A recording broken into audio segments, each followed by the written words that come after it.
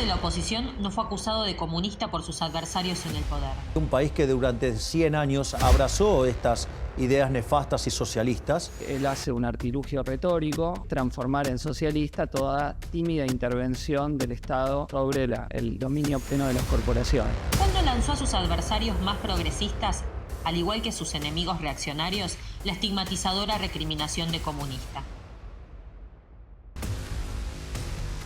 Con estas palabras presentaban Marx y Engels su famoso manifiesto en 1848, aunque parezcan escritas hoy. El capitalismo es muy irracional, es un sistema delirante.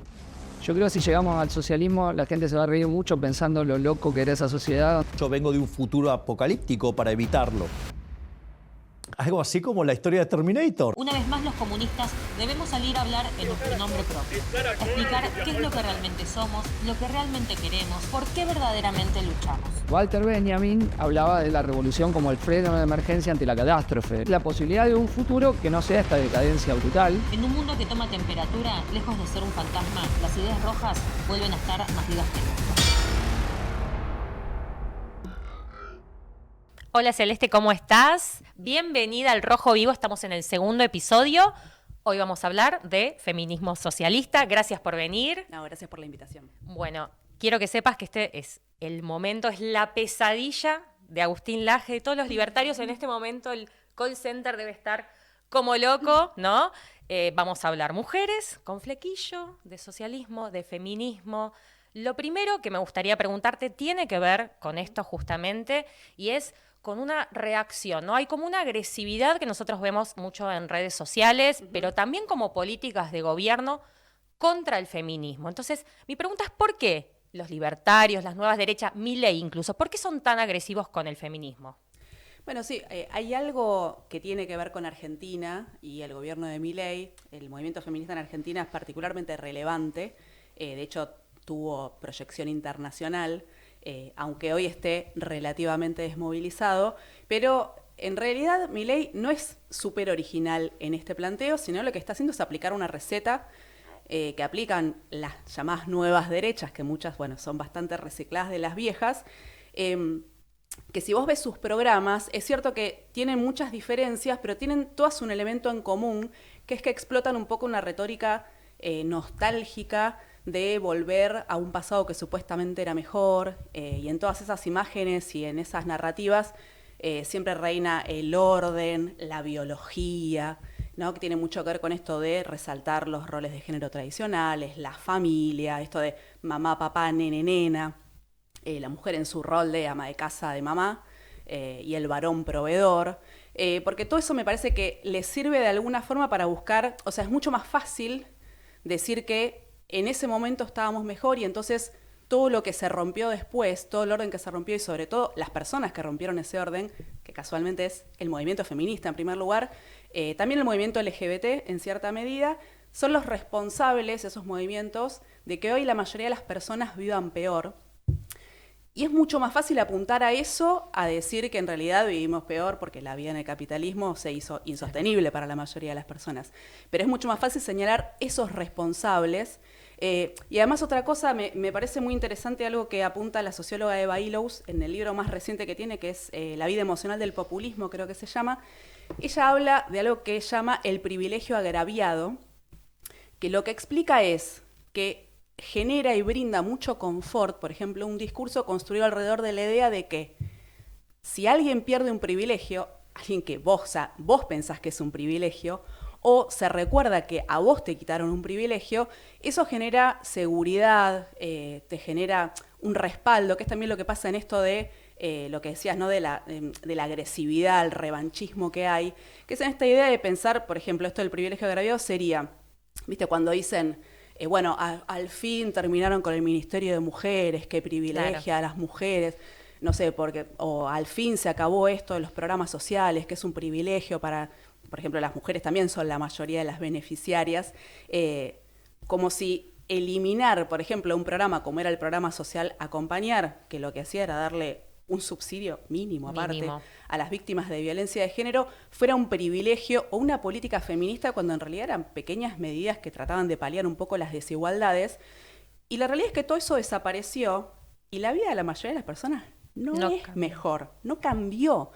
Empeoró, de hecho. De hecho, empeoró. Entonces, estas agendas, y sobre todo la agenda antifeminista, que además, si te fijas, funciona en Argentina, funciona en Italia, funciona en Estados Unidos, funciona en Polonia, justamente tiene que ver con esto, con buscar y señalar culpables de una situación que afecta a la mayoría de las personas, y también creo que rinde mucho decir que todo lo que antecedió a este momento, además de que son los culpables, quizás muchos sectores que sintieron que no se los tuvo en cuenta o se sintieron de alguna forma afectados o agraviados, retomando esta idea de Eva Illouz, con estos discursos de odio oficiales, por ejemplo, o el presidente Milei retuiteando agresiones en redes sociales, también sienten, o sea, es como, viste, cuando te hacen un golpecito en la espalda de vos tenías razón. Claro. Vos tenías razón en enojarte, vos tenías razón en decir que es culpa de las feministas, vos tenías razón en decir que todo esto era culpa del Ministerio de Mujeres. Entonces creo que en un sentido es una cosa que es útil, básicamente, y también permite dejar en un segundo plano todo lo que lleva a una situación en la que realmente la mayoría de las personas vivimos peor, nuestras condiciones de vida son peores, pero no tiene nada que ver con que se haya eliminado, por ejemplo, una discriminación basada en el género, como era la criminalización del aborto en Argentina, o porque las personas homosexuales puedan casarse. Nada de eso tiene que ver con que tu vida sea peor, pero bueno, ahí creo que las nuevas derechas, las derechas en general, encontraron una forma de explotar un descontento y una frustración que es muy real, que es muy concreta, grande, y lograron canalizarla en un discurso, en esta idea, ¿no?, nostálgica, de que en realidad lo que hay que hacer es volver a otro momento, que además no casualmente es un discurso súper atractivo para varones, y creo que también sobre todo para varones jóvenes, justamente porque no vivieron ese pasado, pero también que es un pasado donde, por ejemplo, las mujeres no tomábamos casi ninguna decisión, casi todas las decisiones estaban en manos de los varones, a políticas, incluso también las del hogar. Pero digo, también creo que tiene que ver mucho creo que también tiene mucho que ver con esto de que sean varones jóvenes a los que les parece muy atractivo esto, porque es como que te cierra por todas partes. Por un lado es ir hacia una meta que es imposible, porque la vida no va a volver a ser como los años 40 o los años 50, ¿no? Es imposible. Y por otro lado tiene esto de que todo el tiempo alguien diciéndote, vos tenías razón. Y mirá ahora quién gobierna. Creo que también viene bastante por ahí. Los legitima y los deja actuar. Totalmente. Vos, bueno, tenés una columna semanal en El Círculo Rojo, ¿no? Donde hablas de género, hablas de cultura. Además tenés un newsletter que se llama No Somos una Hermandad. Y sos fundadora de Pan y Rosas, que es una organización internacional feminista socialista. Me gustaría que, tenés la autoridad para hacerlo, que nos expliques simple para las personas que incluso no tienen la menor idea. ¿Cómo les explicas qué es el feminismo socialista? Bueno, fácil. Lo primero que diría al feminismo socialista no es que nosotras peleemos por más derechos que, por ejemplo, otras corrientes feministas, porque el feminismo, ¿no? Tenemos una amplitud de corrientes. El corrientes. movimiento feminista es un movimiento súper amplio, heterogéneo, que también tiene mucho que ver con el colectivo, el grupo, que somos las mujeres, que también es un grupo amplio heterogéneo, donde también hay mujeres de todas las clases, de todos los sectores, de todos los orígenes. Eso hace que también haya muchas corrientes políticas e ideológicas.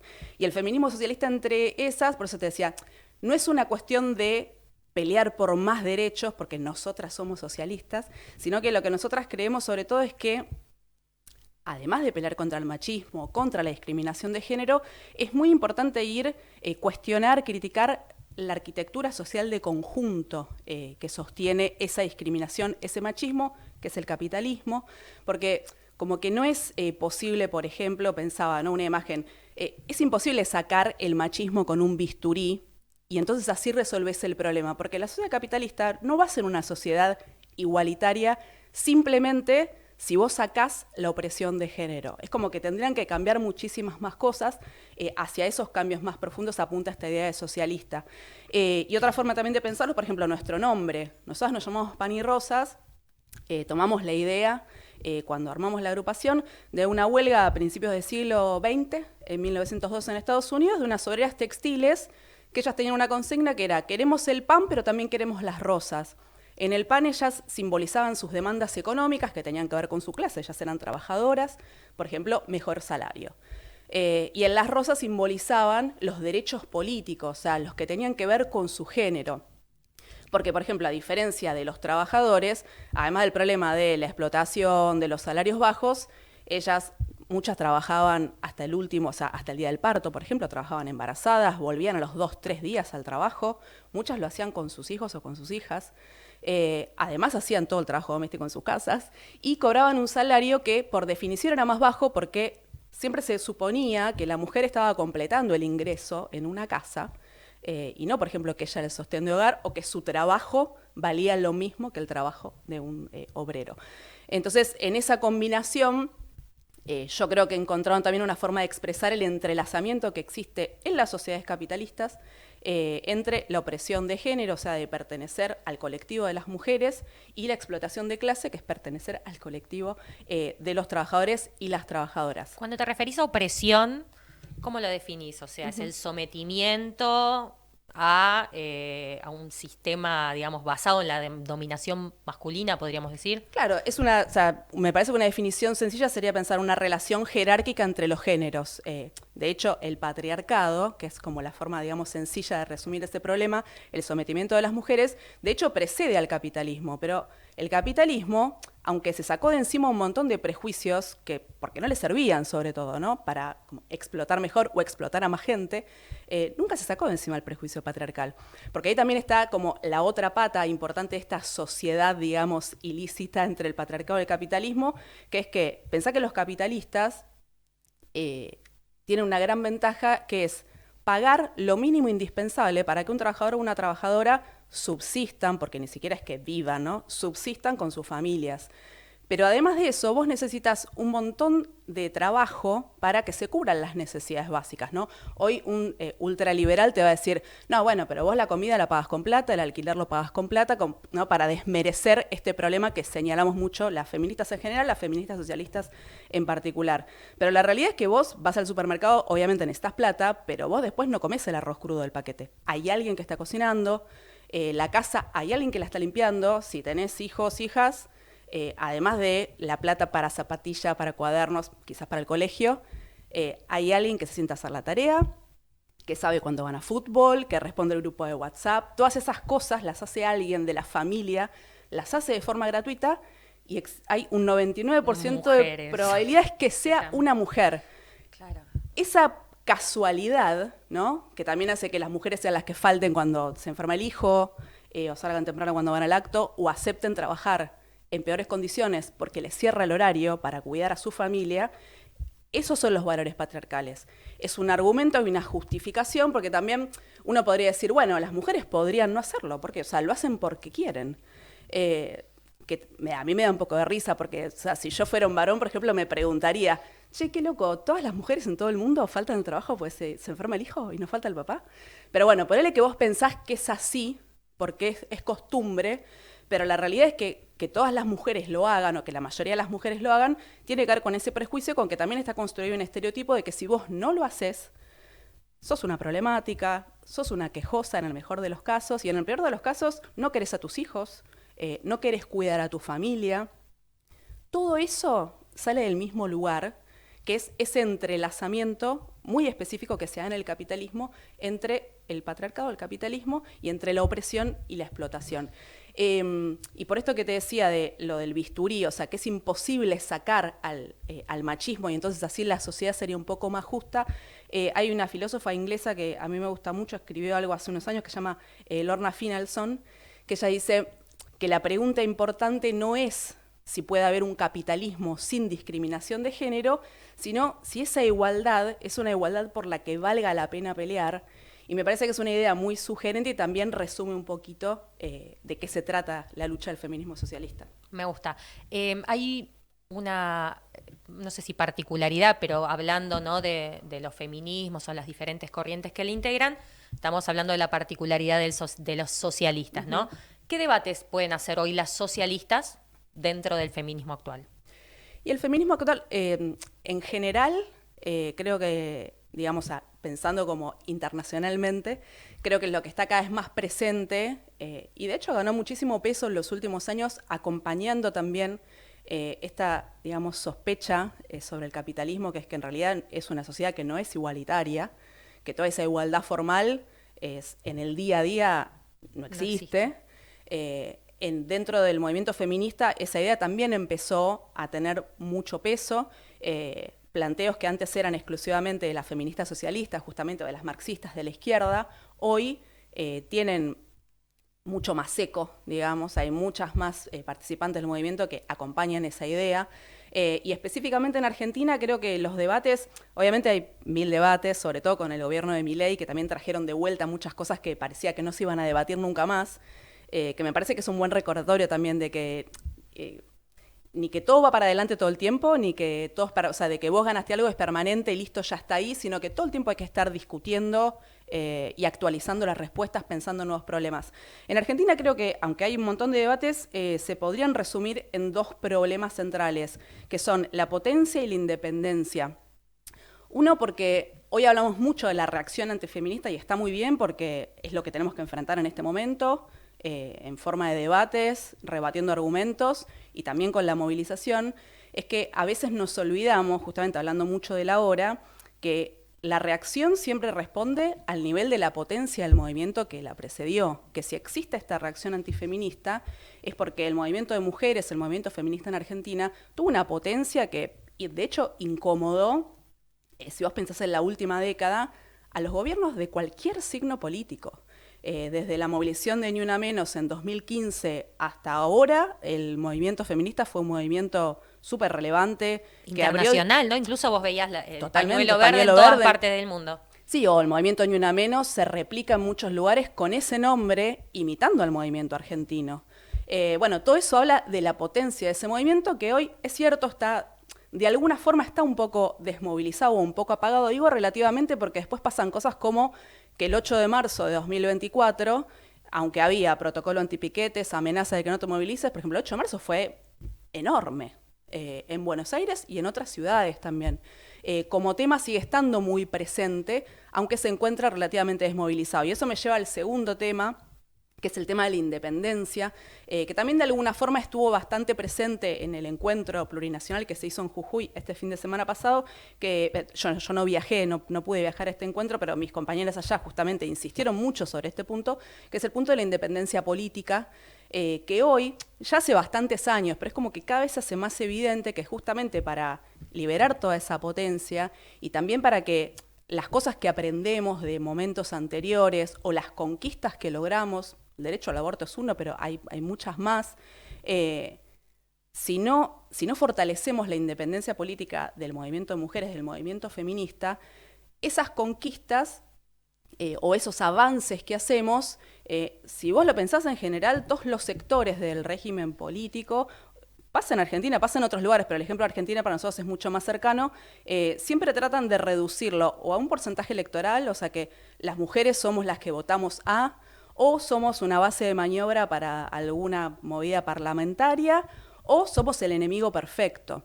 Creo que poner en el centro la independencia política lo que hace es aclarar un poco esas discusiones y también creo que fortalece nuestra lucha porque también nos hace independientes de diferentes maniobras. Bueno, cuando se conoció la denuncia de violencia de género contra el ex presidente Alberto Fernández, si vos pensás, lo primero que intentó hacer el gobierno de Milei fue decir, ¿vieron?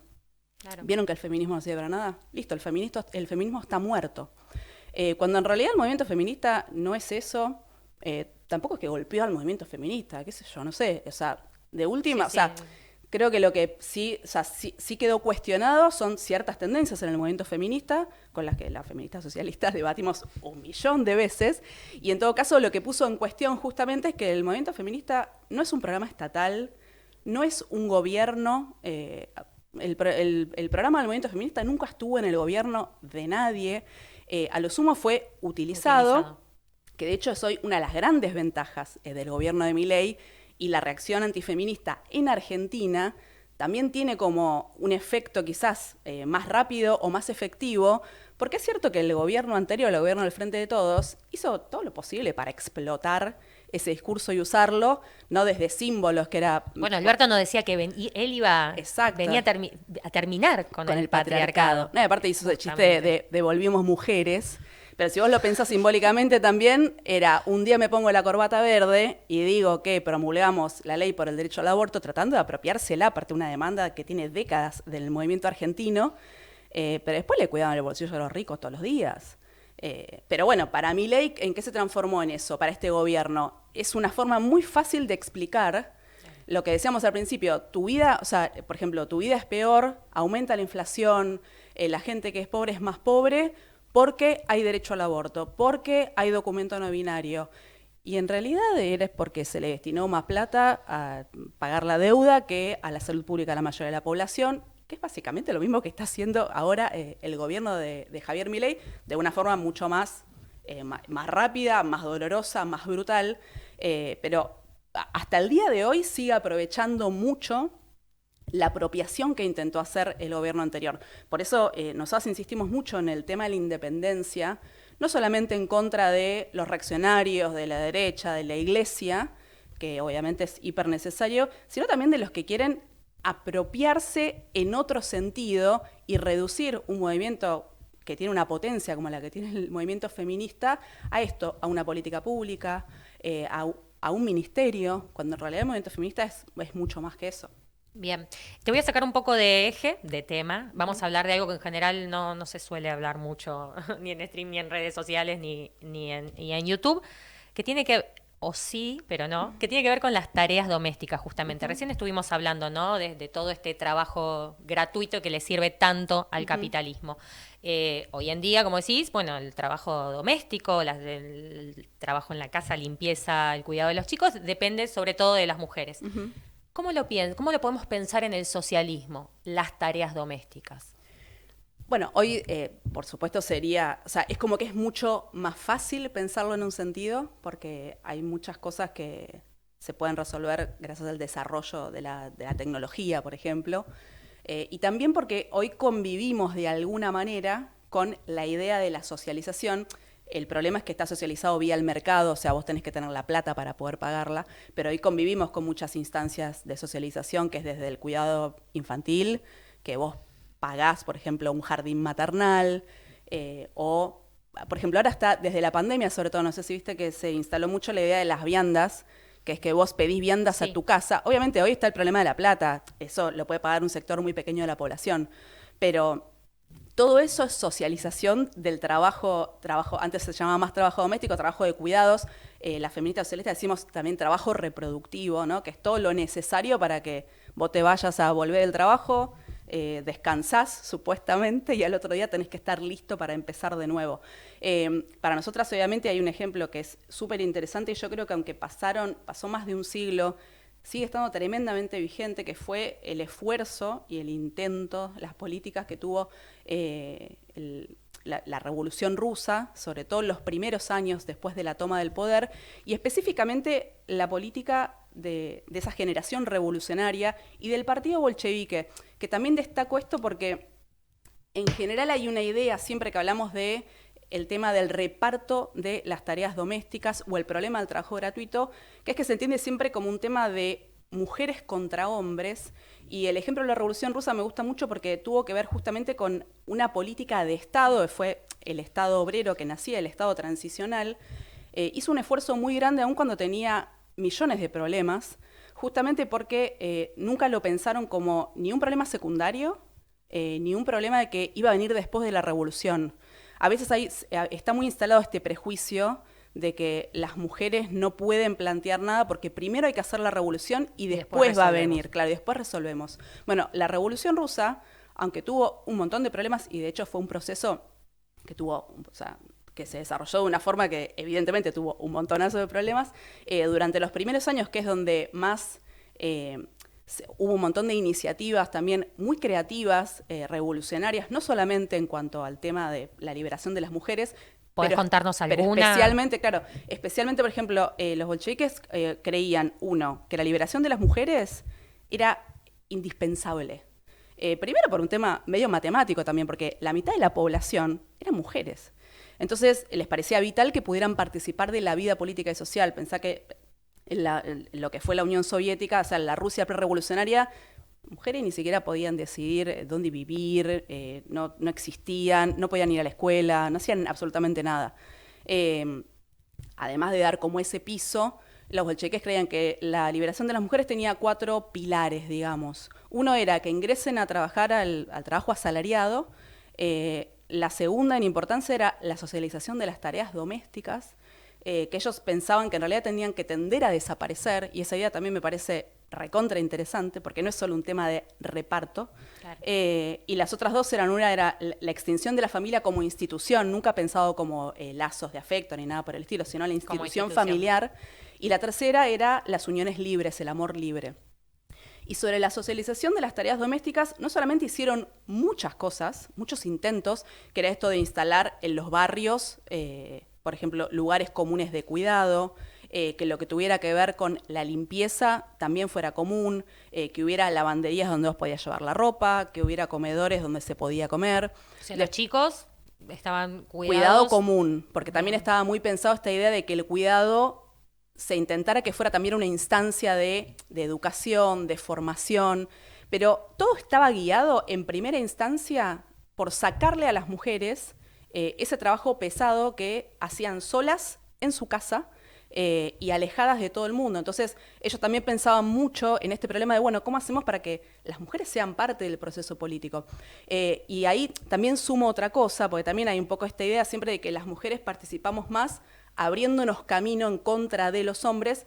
Muchas veces es así, pero o sea, por el machismo, porque obviamente vivimos en sociedades patriarcales, pero también que sea parte de un programa político. Por ejemplo, los bolcheviques, de hecho, Lenin tiene una carta bastante famosa donde él le escribe una carta al Soviet de Moscú, que los soviets eran estas organizaciones, ¿no?, donde se discutía la política, se hacía todo, donde les dice a los obreros de Moscú: voten mujeres, voten obreras, les dice algo así tipo: si ustedes quieren demostrar de qué está hecho el proletariado de Moscú, entonces pónganle fin a la humillación de las mujeres, vótenlas a ellas. Que me parece una cosa, o sea, yo lo cuento así, no te digo que es Lenin, vos me decís, bueno, seguro que lo dijo Kollontai, que Alexandra Kollontai obviamente fue una ministra súper importante, además fue la primera mujer en ocupar un cargo de alto rango en un estado, pero era una política de conjunto, así como Lenin, León Trotsky también, todos eran muy sensibles a este aspecto porque era de verdad, o sea, parte de la política de ese estado que nacía, y junto con eso también trataron de armar una especie de arquitectura legislativa, digamos, no, legal, digo, que fue el Código de Familia, que si les interesa el tema, hace ya varios años editamos un libro justamente sobre todo ese debate, que se llama La mujer, el Estado y la Revolución, de una historiadora estadounidense, se llama Wendy Goldman, que ella estudió todo ese proceso, que es recontra interesante también, y que también te saca un poco de la naturalización o la ridiculización, esto de que, bueno, una revolución es, bueno, listo, hacer la revolución, tomas el poder y bueno, qué sé yo. Y toda la discusión, por ejemplo, del Código de Familia, donde las mujeres eran las protagonistas, fue un proceso que duró varios años, hubo varios borradores, y no es que no había resistencia, también había sectores de mujeres que al principio no estaban de acuerdo, o que eran más conservadoras, y era todo parte de una discusión, pero me gusta también me gusta traerlo porque además de la vigencia, me parece que muestra, o sea, cuán sincero era de verdad, o sea, que se valoraba como un tema que era clave para la revolución, y para nada era un tema del que se ocupaban las mujeres. Claro. A mí me interesaba esto que decías de la Revolución Rusa, porque por lo menos lo que había leído es que la chispa, ¿no?, en febrero, que hace estallar la Revolución Rusa, justamente son las muchas mujeres que salen a las calles de las fábricas, claro, que venían de asambleas, un 8 de marzo, justamente, exacto, bueno, que en realidad por el calendario ruso cambia la fecha, pero que salen, y no es que salen solas, sino que justamente llaman a los soldados, llaman a los trabajadores a acompañar, a hacer un gran movimiento en las calles. Entonces, no, esto que decías vos, claro, no es solo las mujeres, es claro, vamos todos, bueno, juntos a las calles, bueno, por distintas medidas. Te hago la última pregunta, te vuelvo a sacar un poquito de tema, pero porque tiene que ver con algo que vos solés escribir, o por lo menos escribiste tanto en Ideas de Izquierda, como también hiciste una columna en la radio, que tiene que ver con las tradwife, que un poco tiene que ver con esto con lo que empezamos, que claro, es esta reacción incluso cultural. A mí me sorprende muchísimo, muchísimo ese movimiento, ¿no? Esta idea de trad tradicional, wife, mujeres y influencer en las redes sociales. ¿Cuál sería, o por lo menos vos, ¿qué le ves de la causalidad de este fenómeno, justamente? ¿Cuál sería el objetivo y el motivo por el que aparecen y se desarrollan más en redes sociales y tienen tanta gente que los mira? Claro, que lo sigue. Sí, el fenómeno de las tradwife, en realidad, bueno, la traducción en redes sociales, que es la explosión, digamos, creo que se mezcla, como vos decís, con lo que hablábamos al principio, con esto de la reacción, pero creo que tiene mucho que ver, en primer lugar, con algo que pasó también con el feminismo en los últimos años, que es con esto de transformar todo. Viste, antes te decía, bueno, quieren reducir al movimiento feminista que el feminismo es una política pública, una política del Estado. Bueno, también hay otras corrientes en el movimiento feminista que también reducen un poco el feminismo a una idea, una imagen, un símbolo, ¿no? Que es una forma de ser feminista, y que también a veces esa reducción permite que, así como el Frente de Todos lo hizo acá en Argentina, en otros países como en Estados Unidos, también hay otros sectores que lo hicieron, que es lo que, por ejemplo, la filósofa Nancy Fraser, es una feminista también muy importante, ella le puso el nombre de neoliberalismo progresista, que es esta idea de yo tengo una agenda hiper neoliberal, pero con perspectiva de género. Pero tengo carpetas color violeta o la corbata verde como tenía Alberto. Entonces es como que se dejan pasar ciertas cosas porque se impulsan agendas de igualdad. Bueno, todo ese contexto también generó un poco, lo que hablábamos al principio, también, o sea, mucho descontento de gente que no se siente representada o que justamente como se aliaron, como esas dos ideas quedaron unidas, que era el feminismo y el neoliberalismo, porque bueno, casualmente como que institucionalmente avanzaron en el mismo momento, creo que se generó también ahí una confusión. Entonces está esta idea, ¿no? Que mirá las feministas, mirá, o sea, poner en riesgo tu vida, tu familia, tus valores. En realidad no tiene nada que ver, pero bueno, quedó muy asociado. Pero este fenómeno, sobre todo, creo que en lo que pega muy de lleno y en lo que creo que es atractivo y conquista, es que propone algo que hoy no te está proponiendo ningún otro sector en la vida, en el capitalismo, que es, bueno, un poco esta idea de volver a lo tradicional, pero ellas ponen el acento en, bueno, no sé si viste algunos videos de ellas. Sí, en TikTok. Claro, que es volver a cocinar todo de cero. Horas y horas en la cocina. Cocinarle a tu familia, que tus hijos coman orgánico. Algunas se hacen la ropa también. Esas son las más extremas, tipo, bueno, Ballerina Farm es una, que igual después vos te metés, y sobre todo, por ejemplo, Ballerina Farm, que es una de las más populares, después te metés y ellas son una mini empresa, que también es una gran contradicción, porque ellas no son esposas tradicionales, como dice su hashtag, ¿no? Tradwife. Pero creo que lo que proporcionan es esto, es una idea de que se puede volver a una vida más natural, sin el caos de la vida en el capitalismo hoy, que es verdad, es una vida recontra caótica. Le dedicamos un montón de horas al trabajo, si tenés hijos es muy difícil cuidarlos, poder hacer todo lo que vos querés hacer con ellos, tener tiempo libre, estudiar, o si tenés intereses, poder dedicarte a sus intereses. Es cierto, o sea, esa vida es muy compleja, pero no es porque las feministas hayan dicho que hay que salir del hogar, no tenés que ser una esclava doméstica, o tu único destino en la vida no son tus hijos. Pero estas tendencias como las tradwife, creo que lo que ofrecen es como otra narrativa. Es como aspiracional. Es aspiracional, pero también es decirte que es muy tramposo y que me parece que, por ejemplo, las feministas socialistas, yo creo que tenemos que aprender mucho de eso, porque ellas te ofrecen otra forma de vivir, o sea, otra vida posible. A mí lo que me parece tremendo de eso es que la única vida posible que vos te puedas imaginar hoy sea volver a los años 40. Claro, un retroceso es un total. retroceso total. Pero a lo mejor lo que a mí me gusta pensar de esto es que es bueno nosotras pensar también, bueno, ¿qué otra vida? O sea, ¿cómo se puede vivir esta vida? ¿Se puede vivir de otra manera? Bueno, por ejemplo, pensar de la socialización de las tareas domésticas es una. O sea, ¿por qué no podés pensar en vivir en un mundo en el que no tengas que trabajar 10 horas fuera de tu casa y después volver a tu casa y seguir trabajando? Y encima, de forma gratuita. O sea, sin parar. Ser tradwife, el problema también es que no es para todas, porque si vos más o menos las mirás a las tradwife que están en TikTok, en general son todas de clase media alta para arriba, porque la mayoría de las mujeres no puede ser tradwife, porque no se puede dar el lujo de no trabajar fuera de la casa, no se puede dar el lujo de estar 8 horas cocinando, ni nada por el estilo. Así que sí, se transforma un poco en aspiracional, pero creo que también tiene mucho que ver con salir de la vorágine, salir de la vida del tupper en el trabajo y comer en 10 minutos y correr para buscar a los chicos, y que tu vida sea eso nada más. Y creo que nadie quiere que su vida sea así. Lo que creo que está en discusión hoy, y me parece importante participar en esa discusión, es que no es necesario, o a mí no me parece que la forma de solucionarlo sea volver todas a ser amas de casa y retirarnos del mercado de trabajo y retirarnos de la vida pública.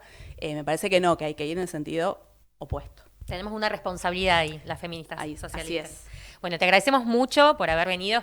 Esperamos tenerte nuevamente para hablar de otros temas. Bueno, quiero cerrar que nos cuentes de la nueva temporada, ¿no? Que es la tercera, Fuera del Algoritmo, que haces con Ariane Díaz, que va a ser otra invitada de este programa en algún momento. Así que bueno, ¿cómo vienen con eso? Bueno, nosotras con Ariane nos dedicamos a todas las vistas, a todos los temas. Esta temporada la empezamos hace muy poquito. Ahora tiene imagen, eso es lo que antes hacíamos un podcast que era sonoro. La idea se llama Fuera del Algoritmo, la idea es ir un poco por afuera del algoritmo, o sea, en lugar de terminar a lo mejor viendo solo videos de TikTok de las tradwife, la idea es ir por otros lugares, a lo mejor dedicarle un poquito más de tiempo que un video de TikTok, hablar de producciones culturales que para nosotras tienen un montón de cosas interesantes para charlar.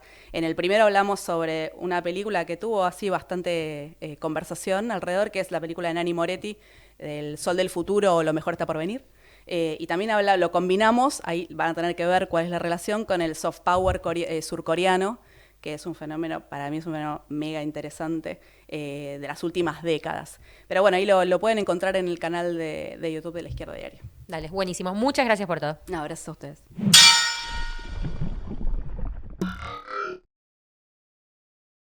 La Izquierda Diario se renueva para abrir el debate y tomar partido. 10 años de periodismo desde abajo. Y estamos movilizando para pelear por todos los derechos. Una jornada de protesta que fue muy importante, masiva. A partir de octubre tenemos un nuevo canal de streaming, La Izquierda Diario Más. Nos renovamos con más entrevistas, debates políticos, ideológicos, culturales, investigaciones y una cobertura federal. Y lanzamos ChatPTS, una herramienta de inteligencia artificial para que puedas conocer las ideas socialistas y de la izquierda. Una novedad revolucionaria que no tiene ningún otro medio del país. Hacemos un periodismo libre de humo, que muestra lo que los grandes medios ocultan, para apoyar las luchas de la clase trabajadora, las mujeres y la juventud en todo el país, en el mundo y construir una salida socialista. Desde octubre, todo lo que al poder económico y a sus gatitos mimosos no les va a gustar en La Izquierda Diario Más. Un medio libre de humo.